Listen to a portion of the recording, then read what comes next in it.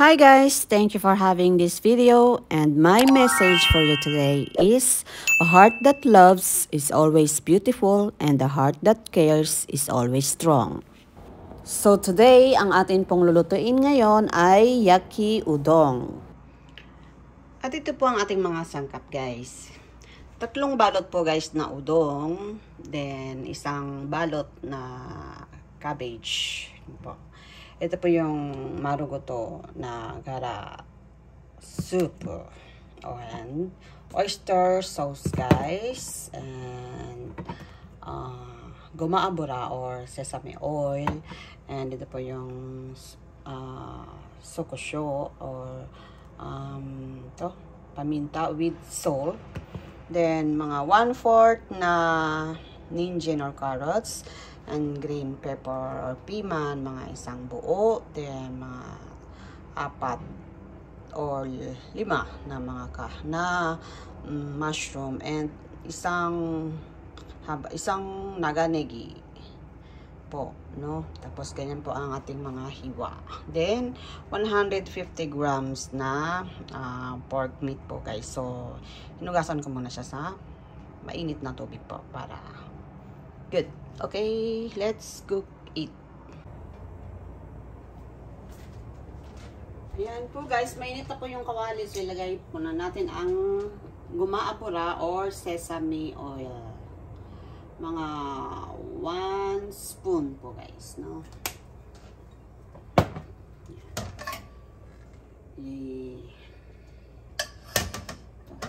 Yan.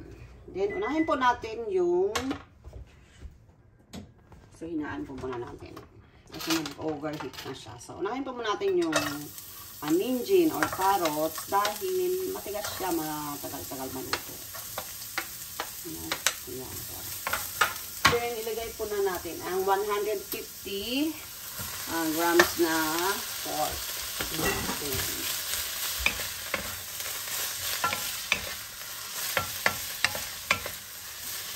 Ayan po guys.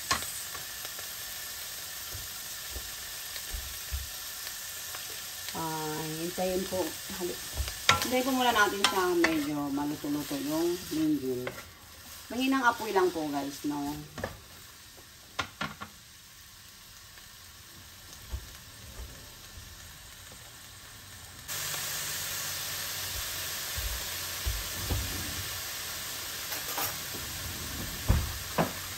So guys, pagkagisa po natin ng carrots and pork and meat, ilagay po natin yung naganegi or green onion.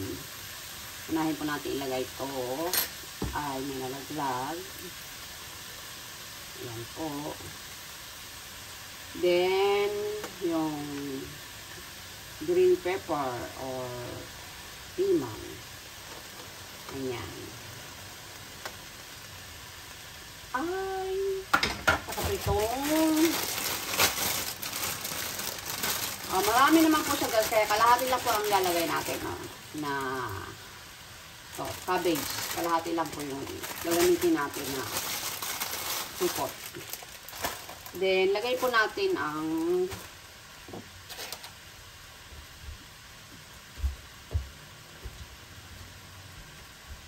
ilagay po natin marugoto garaso po guys. Ayan po. Ng 1 and half lang po guys. 1 and half na torigara soup. Yan. Then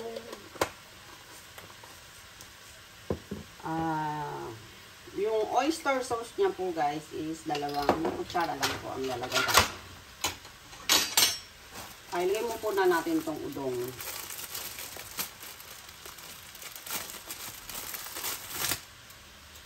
Lagay po na natin siya.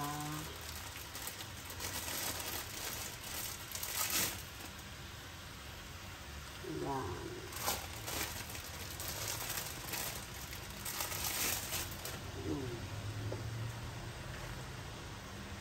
Then,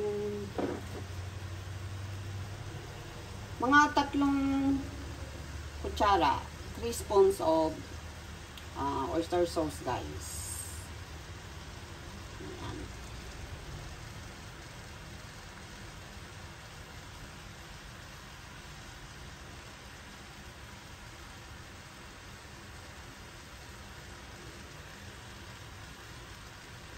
Ayan guys.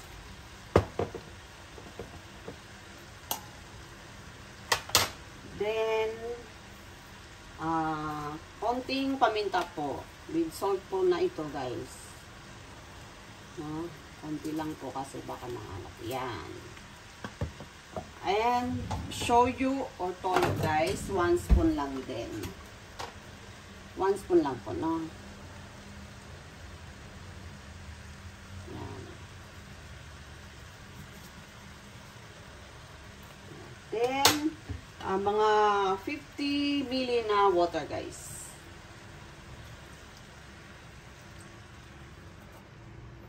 Then, takpan po natin siya.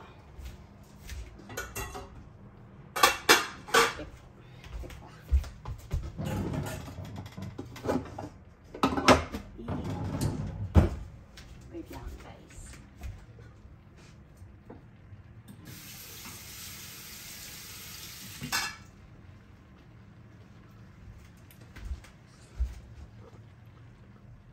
Okay. Takpan po natin siya guys. Then, hayaan po natin siya ng mga 5 minutes po. Yung pinakamahinang pong apoy guys, no? Pinasa dulo. So, hintay po muna natin siyang lumambot yung udong at saka mga sangkap. Okay? Mamaya ulit.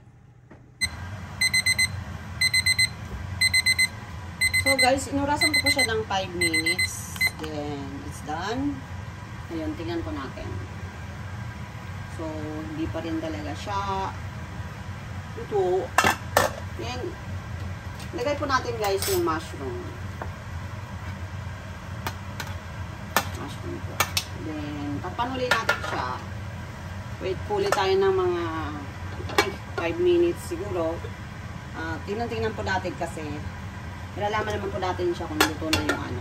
Saka po natin siya gawin, okay?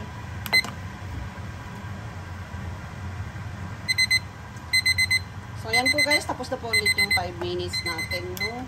So, let's see na. Ayan. So, medyo hiwa-hiwalay na po yung udong.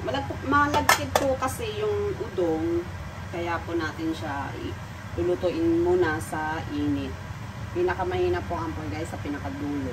Then, ako natin haluin. Ay, namaan na naman sa camera. Sorry. Ayan. Then, konting lakasan po natin yung apoy in the middle po, no? Ayan guys. Madali na po siyang haluin.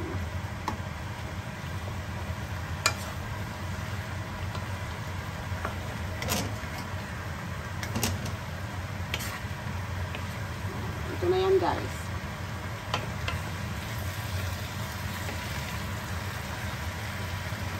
Tama lang pagkahalo. It's okay na.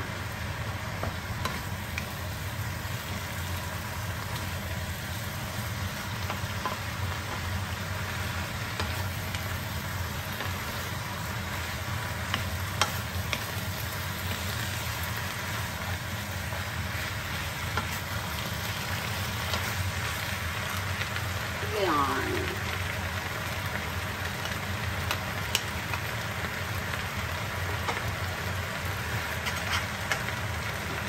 Okay na guys. That's it. Thank you for watching.